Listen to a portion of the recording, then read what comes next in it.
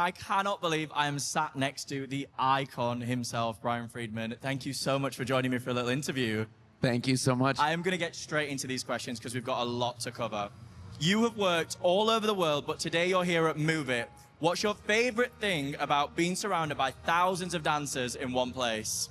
I mean, this is my tribe. These are my people. Dance has always been my #1 outlet. It has been my passion. And so to be around people who understand that and have, you know, the dance bug, it's my favorite place to be. I think there's definitely something to be said for being surrounded by like-minded people. It just gets everybody's creative juices flowing so much better.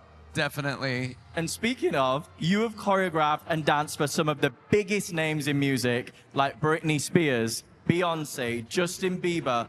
Was there a moment in your career where you suddenly realized, wow, this is actually my life? For me, the big wow moment was I was 14 years old, and Michael Jackson, to me at that time of life, was the biggest star on the planet, and I never thought I would actually have the opportunity to work with someone like that, and I was just in complete awe, and it was that moment like, I've arrived, and everything else will never be this amazing. See, I feel like you should have known from then that you were going to be like, destined for the stars. I mean, I definitely felt good in that moment, that's for sure. And also, I have to ask, Beyonce is like my hero. I am obsessed with her. What is it like working with her? She's a extremely hard worker. The first time I worked for her, I was actually working for Destiny's Child. I was a dancer, and then I ended up getting to choreograph for her. She is the type of person who wants to rehearse nonstop till she gets it right, which is my favorite type of artist to work for, someone who's not afraid to put in the time and who really wants to work as hard as the dancers behind them. Yeah. Would you say she was the artist that pushed you the most creatively as well? Like, oh, absolutely not. Oh, no, okay. Creatively, I was pushed the most by Britney Spears just because when I started choreographing for her, she was exploding and she was the biggest star on the planet. And every time she hit the stage, people expected a certain level. So I never wanted the bar to drop. Yeah. So I always felt like I had to continue to elevate. Was that a lot of pressure? That's made me feel panicky just thinking about that. Pressure, but at that age for me, I loved pressure and I liked the sort of thrill and the fight. Now I don't appreciate or love pressure quite as much, but pressure makes diamonds. That's fair enough. Who works harder in rehearsal, the dancers or pop stars? Oh my God, dancers by far. The artist gets to come a little later, you know, their rehearsal is specifically tailored to them. The dancers are the first ones to arrive, the last ones to leave, the ones who have to do it full out every time. They're definitely the MVPs. This room is full of dancers who want to work in the industry one day. So what separates the dancers who actually book the job from the ones who don't? Self-belief.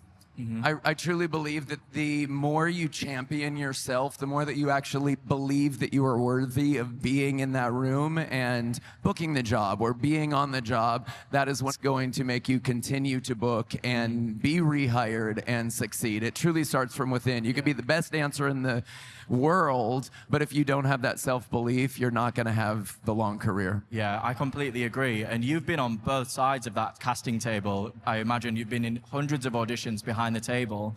So what is a common mistake that you see dancers make and you're like, babe, if you just did this? Just getting in their heads. You can tell when a dancer starts to overthink something and doesn't trust themselves. If you blank out on choreography in a class or in an audition or even on the actual job, keep going. Don't show it on your face. It happens to everyone. I've forgotten as a dancer on stage, and I've booked dancers that completely forget all of the choreography in an audition just because they have that presence. And MoveIt is also full of teachers as well. So like, what's kind of a quality that you think really makes a good dance teacher? Having a wealth of knowledge, you know, not teaching before you actually have something to give. I think knowing your time to become an educator is very important. You want to have that wisdom. You want to have something to pull from. You want to make sure that you are building your students up from a really strong foundation. You want to be their biggest champion. You want to be tough on them. So it takes a lot. And you also have to be a therapist and a life coach and everything to these students. student. So just be ready because you have a lot of power and you want to make sure you wield that power correctly. Yeah, I can also second that. Because dance kids, they go through a lot. It's a lot of pressure. I mean, dance is our therapy. Growing up for me as a kid, that was the way that I would get my emotions out. That was my sort of release. Yeah, teaching can be really hard at the best of times, but I've never taught at a convention like this. So like, what's one piece of advice that you could give to teachers that are here today? Teach to every single student in the room. Make sure that no one is left behind. Make sure that you are not teaching to the 1% of the amazing dancers in the room. Make sure that you have everyone on your side. It's not about you as a teacher, it's about them. 100%, I completely agree. You have had an incredible career throughout your life in an industry that is constantly changing. What is the key, if there is just one key, I'm sure there's many keys, to building a sustainable career in dance and performing? And also staying relevant. Everything changes constantly. Well, who knows? Am I relevant? I'm irrelevant. I don't care. I think the key for me is to constantly be growing and evolving, to never think, and you know, this goes for choreographers, creative directors, dancers, whoever it is, you have never arrived. You have never stopped learning. There is no sort of peak. You constantly still keep trying to break through this glass ceiling that doesn't exist. And what do you hope that dancers take away from this incredible experience like MoveIt? For me, in my experience, just in my classes alone, I hope that they walk away feeling like they are capable of anything and they have surprised themselves in class with me and they're excited for what's to come. That would be my goal. Yeah, what a lovely note to end it on. Thank you so much, Brian. It has been an honor to chat to you. Thank you. Thank you. Bye. Bye.